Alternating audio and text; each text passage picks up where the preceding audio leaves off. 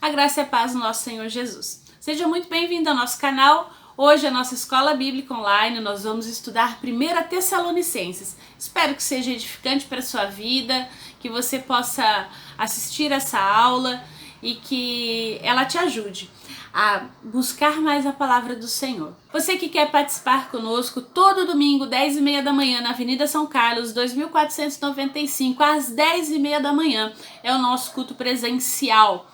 Mande sua mensagem, reserve seu lugar. E lembramos também que ele é transmitido ao vivo no nosso canal no Facebook. Então, se você não pode estar presente, se você tem a idade que não pode participar, nós estamos evitando aglomeração, então nós temos um espaço limitado para a participação dos membros. Se você tem alguma comorbidade, não pode nesse momento estar saindo, fique em casa e participe conosco pelo Facebook. Nós estamos disponibilizando todos os domingos, então a partir das 10h30, o culto também com a transmissão ao vivo. Então, que Deus abençoe. Vamos orar? Pai de amor, nós te rendemos graças porque o Senhor é fiel. Sabemos que o Senhor vem, Maranata, ora vem, Senhor Jesus. Que nós possamos estar preparados. Ajuda-nos, ó Deus, sermos exemplos de fé, possamos perseverar na esperança e que nós possamos ser abraçados pelo seu amor, hoje e sempre, no nome de Jesus. Amém. A graça e a paz do nosso Senhor Jesus. Então, lembrando que nós estamos com o nosso novo material, livrinho verde. Nós hoje vamos estudar, então, a carta de Paulo aos Tessalonicenses, a primeira carta. Então, vamos lá. A composição e a autoria. 1 Tessalonicenses é unânime entre os estudiosos que é a primeira carta enviada por Paulo que a gente tem à disposição no Novo Testamento. Então, provavelmente a primeira carta que ele escreveu. Então, não há dúvida sobre a sua autoria. Também escrevem com eles aí, são remetentes, Silvano, Silas e Timóteo. É uma carta com uma linguagem bem amável.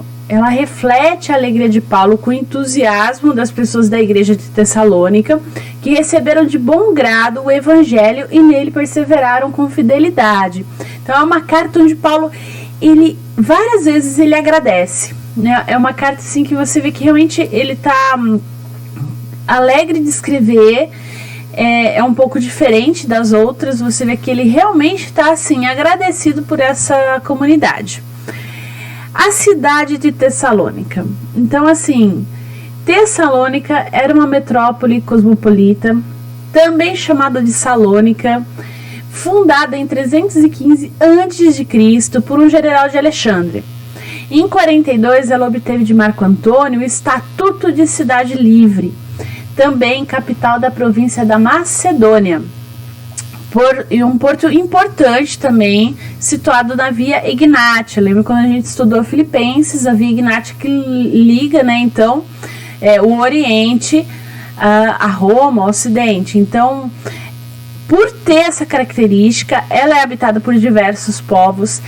É muito parecida também com a cidade de Corinto, né? Uma cidade então portuária, cosmopolita, com uma diversidade assim muito grande de pessoas, de culturas. É assim marcada pela herança helênica. Então a gente está aí realmente assim bem assim no centro, então, dos gregos. Aí você pode ver no mapinha nosso aí, né? Então aqui, ó, Tessalônica. Então aqui, ó, é uma cidade portuária do Mar Egeu. Então é um centro também, foi, né? Um centro de confecção de moedas cunhadas com a imagem dos imperadores Augusto, Otaviano e Cláudio, tido como divinos. Então, a igreja de Tessalônica, ela foi fundada por Paulo e Silas na sua segunda viagem missionária, então conforme o testemunho de Atos 17. Então é importante ler Atos 17 até para se inteirar um pouquinho sobre tudo aquilo que aconteceu, né? Paulo e Silas vêm de Filipos, vai para Tessalônica, né? E lá o evangelho é muito bem recebido, mas tem alguns probleminhas. Os judaizantes, que a gente pode dizer assim, né? Os judeus ficaram com ciúmes e vão atrás de Paulo e Silas, gerando muito problema para eles. Mas, de qualquer forma, o que é interessante nessa carta? A gente vê, assim, uma igreja exemplar, no entanto, imatura, porque houve pouco tempo de contato com Paulo e Silas, né? Eles não puderam ficar por muito tempo em Tessalônica, mas eram pessoas animadas com o evangelho. Naquela época, havia a preocupação da cidade em manifestar com entusiasmo sua fidelidade a Roma, o provável início do culto ao imperador na região. No entanto, isso não afeta a igreja diretamente. No mais, dentro desse cenário, Paulo e Silas, eles exercem seu ministério, eles proclamam o evangelho. E pela carta que depois eles dirigiram a esse grupo e pelos relatos de Atos dos Apóstolos, que aqui nos parece bastante razoável, a gente pode identificar as linhas gerais de uma presença na cidade, que terá sido tudo menos pacífica, né? Paulo e Silas são tomados como homens que vêm transtornando o mundo inteiro, e procedem contra os decretos de César, dizendo que existe outro rei, Jesus. Então é importante relembrar que está lá em Atos 17, né, o alvoroço produzido por Paulo não atinge diretamente a Paulo, mas a Jasão, que foi quem cedeu hospedagem a eles, ou seja, alguém da própria comunidade. E esse dado permite a gente pensar aí no quadro que se terá delineado para os membros da nova eclesia, da nova igreja, algo a que Paulo se refere na sua carta ao falar da situação de tribulação em que se deu a proclamação e a acolhida do evangelho naquela cidade. Então, se a gente pudesse traçar um esboço dessa carta, nós poderíamos dividi-la em duas partes. A parte 1 de teoria, de 1 a 3, e a parte prática, de 4 a 5, onde nós temos aí, então, a teoria, a experiência com o passado, e a prática, a expectativa do futuro, essa busca do crescimento espiritual. O local e a datação. Então, provavelmente ela tenha sido escrita em Corinto, logo após a chegada de Paulo e Silas, conforme Atos 18, de 1 a 5. Atenas é mencionada em pressupondo o passado, e assim é entendido que essa carta deve ser datada aí por volta do ano 49, 50, no máximo 51, 52, né? Então é mais unânime aí essa data, 49, 50. Então, qual é a situação da comunidade? E a carta, se a gente pudesse dizer um sumário, está lá no capítulo 1, verso 9, pois eles mesmos, tocante a nós, proclamam que repercussão teve o nosso ingresso no vosso meio, e como deixando os ídolos, vos convertestes a Deus, para servirdes o Deus vivo e verdadeiro, e para guardaste dos céus o seu Filho, a quem ele ressuscitou dentre os mortos, Jesus, que nos livra da ira vindoura. Então, o teor do anúncio de Paulo em Tessalônica e um resumo dessa carta. Então a gente vê aí primeiro um apelo à conversão com abandono de ídolos e a natural recusa à participação nos cultos em honra ao imperador e do envolvimento em práticas sociais também religiosas envolvendo família, padrinho, cidade, provincial, império, lembrando que é uma cidade metrópole, portuária, várias pessoas, várias influências, várias religiões. Então, também o que? Existe aí uma expectativa em esperar pela vinda de Jesus ressuscitado, que livraria a igreja da fúria que estaria por vir, né? Das consequências, então, de deixar este culto ao imperador, de deixar as suas atividades cotidianas, digamos assim, para servir a Cristo. Então, a gente pode falar aí do conteúdo. O primeiro, o progresso da fé dos tessalonicenses. Na epístola, a gente encontra muitos elementos do comportamento dos tessalonicenses que animavam o coração do apóstolo Paulo e tornava aquela igreja um referencial. É um indicativo claro da correta postura da comunidade que pode ser visto na prática da tríade cristã: fé, amor e esperança. Então, a igreja em Tessalônica, ela era identificada como povo que vivia um cristianismo autêntico, porque imitava a Cristo, recebia a palavra com alegria e era modelo para os crentes. Ela abandonou os ídolos e se aproximou de Deus. E ela imitava o quê? Os crentes maduros. Uma igreja que progredia na fé. Então, esse cristianismo autêntico, nós podemos então falar, foram os aspectos que eu acabei de falar e não mostrei o slide, os irmãos me perdoem.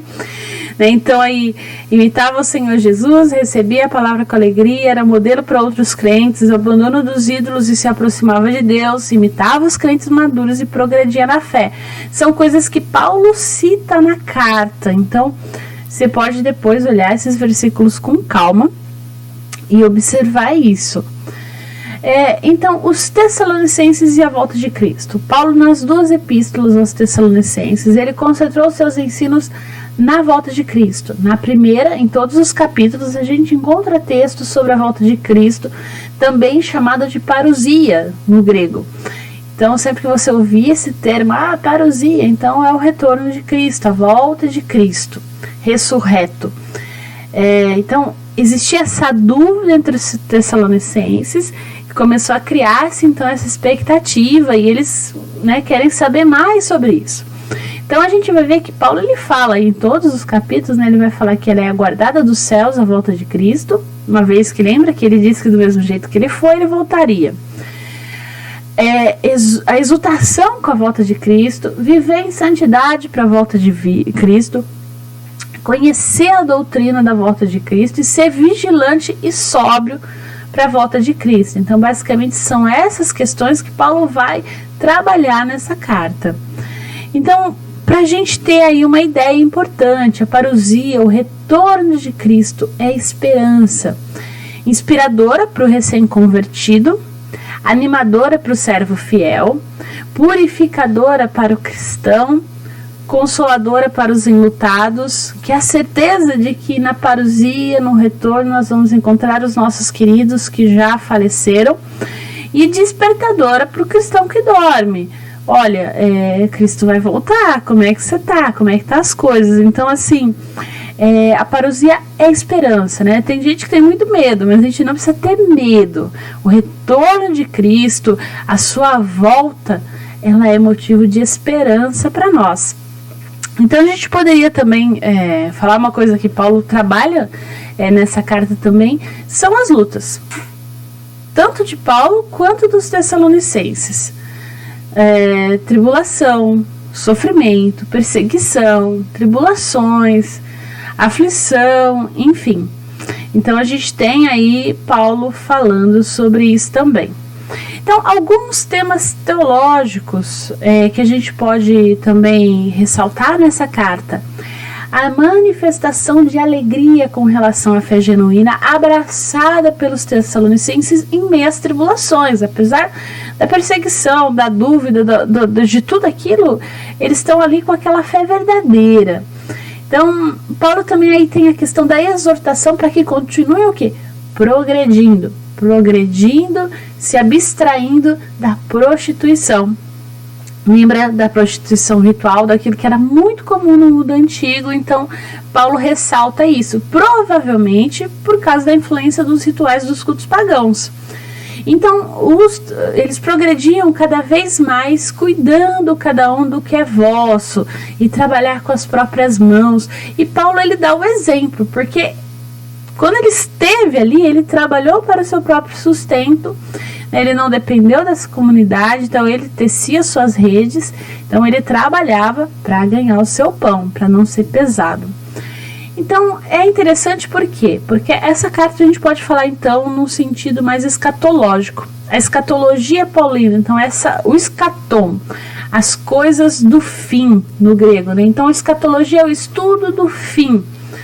Então a gente tem aí a parousia, o retorno de Cristo, a ressurreição de todos aqueles que morreram e o arrebatamento daqueles que estiverem vivos. Então a gente pode chamar tudo isso aí então da apocalíptica.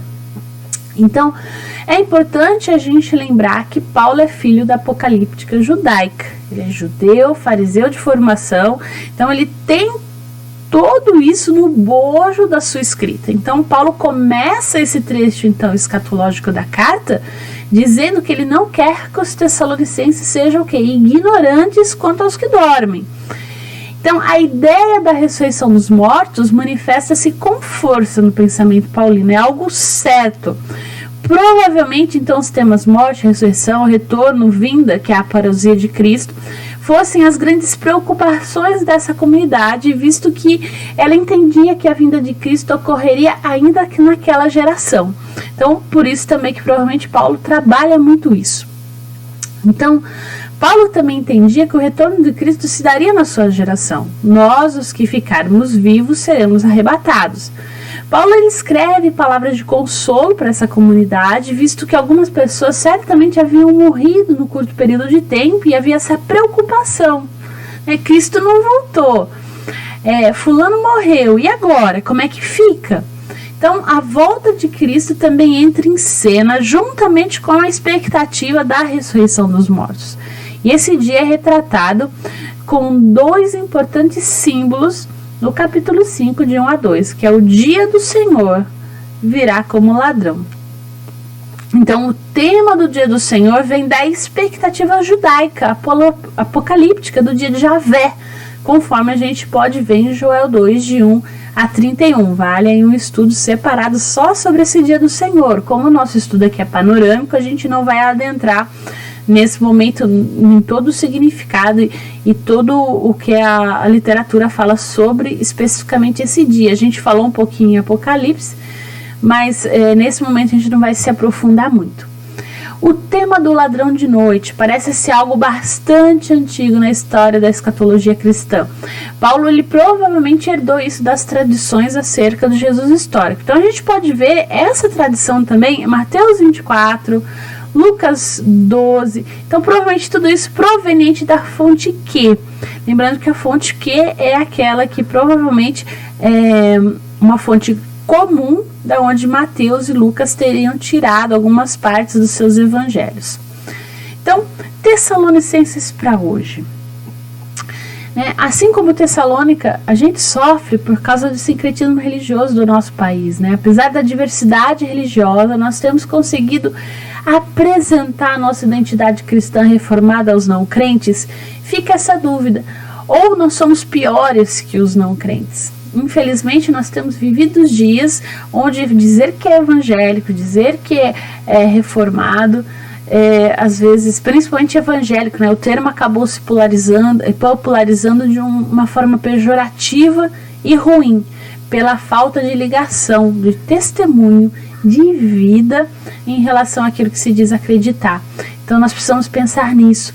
As pessoas, quando convivem conosco, porque a convivência, o dia a dia, elas podem, a gente tem alguma coisa diferente, então pra gente pensar, e vigiemos e sejamos sóbrios, Paulo afirma. Assim, Paulo ele chama a atenção daquela igreja em vista à volta de Cristo. A mensagem também é para nós hoje. Cristo vem, Você está vigiando constantemente, aguardando o dia do Senhor Jesus? Ou tanto faz, tanto fez? Cristo volta, não podemos esquecer disso. E para finalizar, que a gente possa reafirmar no nosso coração a tríade cristã apresentada nessa carta, é que essa expectativa da volta de Cristo seja realmente cheia de fé, amor e esperança. Nós precisamos de fé para aguardar a volta de Cristo. Nós precisamos amar para cumprir o nosso papel aqui na terra. Dar o testemunho implica em amar o próximo, amar o difícil, amar aquele que a gente não gosta, amar os nossos inimigos. E cada um de nós precisa de esperança para viver estimulado em face das muitas lutas da nossa vida, do nosso cotidiano. Essa é uma síntese maravilhosa dessa carta, Fé, amor e esperança. Que você possa ser abençoado, que Deus esteja com você e que você não se esqueça, Cristo volta. Maranata. Um bom final de semana para você. Em nome de Jesus. Amém. E até a próxima.